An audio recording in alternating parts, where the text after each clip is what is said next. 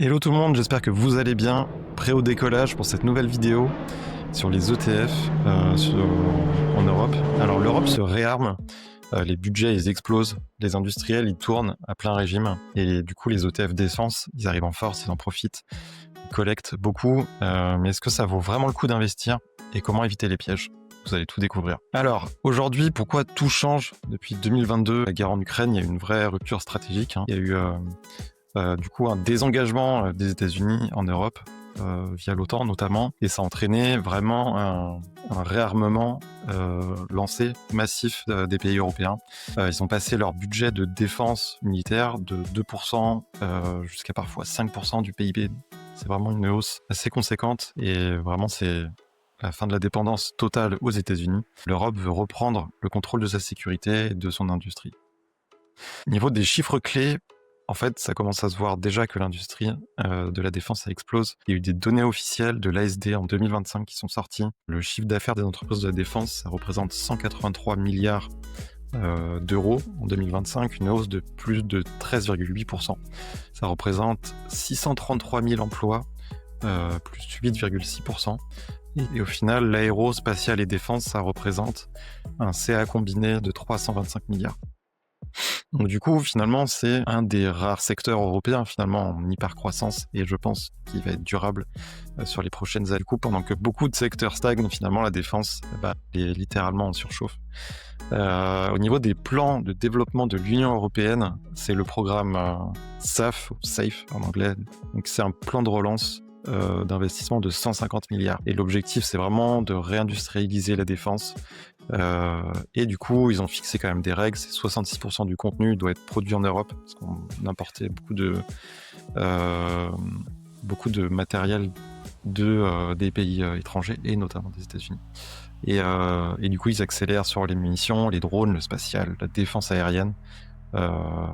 Vraiment, voilà, une prêt à l'autonomie stratégique. Donc finalement, c'est enfin l'Union européenne qui assume une politique industrielle de défense pour les 10 à 20 prochaines années. Du coup, moi, ça me questionne sur finalement quels pourraient être les grands gagnants de ce nouveau cycle. Et en fait, ça a déjà commencé et je pense que ça va perdurer. Il y a Rheinmetall en Allemagne, qui est une des plus grosses entreprises et qui a fait le plus forte hausse au niveau de cours de son action. Ça a vraiment explosé. Et c'est devenu aujourd'hui une des plus grosses capitalisations en Europe. Thales, derrière, donc un des fleurons de l'industrie française. On a BAE Systems au UK, Leonardo en Italie, et puis les Airbus Air Défense, qui est une filiale du groupe Airbus. Safran aussi en France, Saab, Naval Group, MBDA. On a vraiment des fleurons de l'industrie de la défense en France et en Europe du coup. Et en fait, finalement, beaucoup ont fait plus 100 à plus 300% déjà depuis début 2022, début de la guerre en Ukraine. Ça montre quand même que le marché a déjà anticipé ces hausses, ces booms, et c'est peut-être pas terminé. Donc finalement, c'est aussi là où les ETF sur ce secteur de la défense deviennent plus utiles, plus pertinents. C'est que vous diversifiez sur toutes ces entreprises, pas une seule. Moi, je suis toujours à préconiser les ETF qui sont plus diversifiés, moins risqués, du coup, plutôt que du stock picking, de l'achat d'actions en direct, qui peut être beaucoup plus volatile et plus risqué.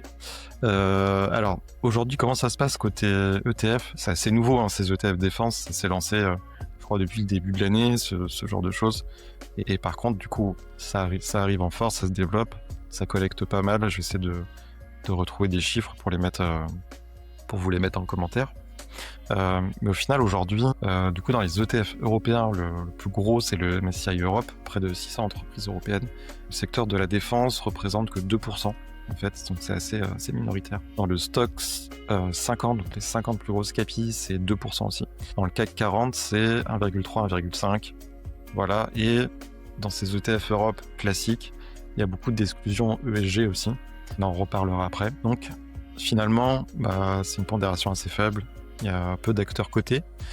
Donc, si vous pensez être exposé à la défense en achetant un ETF Europe,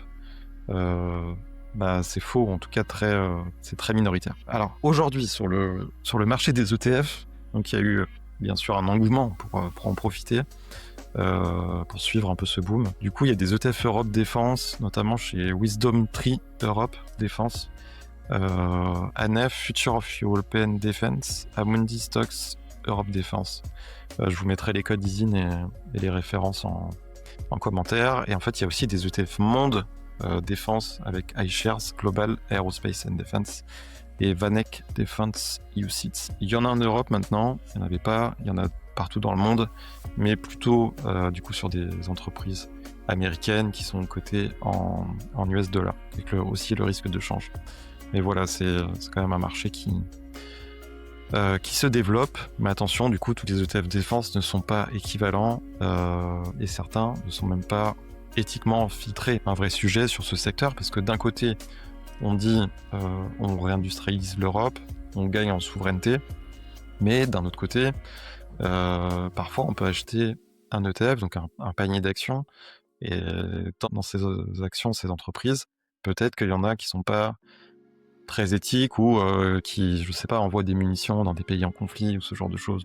Donc je trouve que c'est un point aussi important à garder en tête, et c'est aussi pour ça qu'il y a des ETF ISR ESG qui en fait filtrent totalement ce secteur-là, et où vous n'aurez jamais de secteur de défense dans vos investissements, et ça peut se comprendre, c'est ok aussi. Donc c'est vraiment propre à chacun. Je pense que c'est aussi un point de vigilance qu'il faut avoir. Et en fait, aujourd'hui, aucun ETF défense n'est ESG au sens SFDR, article 8 ou 9. En fait, vous avez toujours une classification des ETF. Article 6, c'est standard. Ensuite, 8, il y a un aspect ESG. Et 9, il y a un aspect durable. Et du coup, aucun n'est ESG. Et par contre, il y en a certains qui appliquent des filtres éthiques internes, donc qui excluent des armes controversées. Il y en a qui choisissent seulement des acteurs de l'OTAN, de l'UE, et d'autres avec une conformité internationale. Et notamment le Wisdom Tree, j'avais vu, et le ANEF, Future of European Defense, qui applique un filtre interne ESG, mais voilà, ils screenent un peu les entreprises dans lesquelles ils investissent. Et je trouve que c'est important. Alors, est-ce qu'il faut investir dans le secteur de la défense ?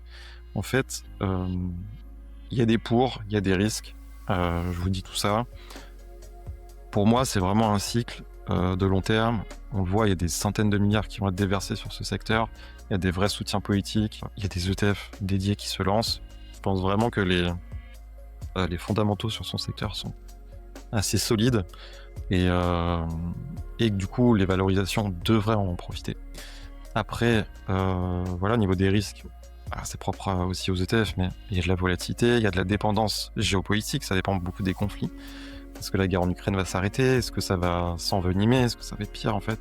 Il y a vraiment ce côté géopolitique qui est aussi très impactant pour ces entreprises. Je le disais, il y a cette sensibilité éthique, ESG, c'est vraiment à prendre en considération aussi. Et ça reste quand même une concentration sectorielle, parce que c'est vraiment concentré sur cette industrie de défense. Et du coup, si vraiment vous avez une conviction sur ce secteur, allouez peut-être une partie de votre portefeuille, mais assez limitée, à 5-10% grand max. C'est vraiment dans une stratégie de satellite, voilà, pour des investisseurs plus dynamiques, de long terme, où encore une fois, il y a une vraie conviction sur ce secteur. Donc je pense que c'est une thématique assez puissante. C'est pas la seule, mais c'est pas une stratégie à part entière en fait. Et encore une fois, voilà, faut se diversifier, faut pas mettre tous ses œufs dans le même panier comme on dit. Et voilà, mais il y a des solutions qui arrivent, je trouve assez intéressantes, et c'est aussi pour ça que j'en parle dans cette vidéo. Voilà, au final, l'Europe, elle change assez de dimension par rapport à ce qui se faisait avant, moins dépendant des pays extérieurs, plus de souveraineté, et finalement les ETF y suivent. Il y a un vrai engouement sur ce secteur-là. Maintenant, à vous de savoir lesquels sélectionner, comment les intégrer, et surtout bien faire attention aux points de vigilance, à ces risques. Si vous voulez une allocation ETF cohérente, diversifiée, alignée avec vos valeurs aussi, n'hésitez pas à me contacter, voilà, je serais ravi d'en discuter. On construit ensemble une stratégie de long terme vraiment qui tient la route et qui est bien en phase avec vos objectifs à vous, et en toute indépendance, en toute transparence.